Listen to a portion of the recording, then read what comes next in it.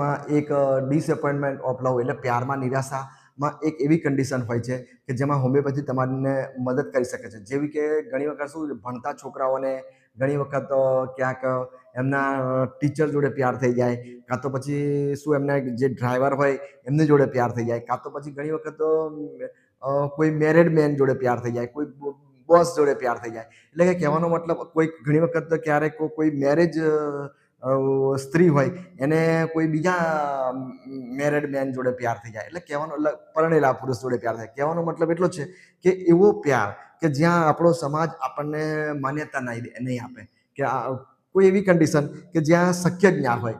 ધારો કે કોઈ મોટા ઘરની છોકરી કોઈ એકદમ ગરીબ ઘરના છોકરા, એટલે કહેવાનો મતલબ એવો છે કે એવો પ્યાર કે જ્યાં આપણો સમાજ માન્યતા ના આપે. તો આ કન્ડિશનમાં શું છે, કદાચ તમે હોમિયોપેથિકની મદદ લો અને હોમિયોપેથિક ડૉક્ટરનો કોન્ટેક્ટ કરો તો શું છે, તમારી માનસિક જે સંતુલન છે એને બરાબર કરી શકે છે અને અલગ એને ફરીથી એને મૂળ સ્થિતિમાં લાવવાની જો હોમિયોપેથિકમાં તાકાત હોય તો એક ઇગ્નિશિયા મેડિસિન છે. જ્યારે લેટર કન્ડિશન હોય ત્યારે નેટ્રોમ્યુર નામની હોમિયોપેથિક મેડિસિન તમને તમારા ડૉક્ટરથી તમને મૂળ સ્થિતિએ લાવી શકવામાં સક્ષમ છે.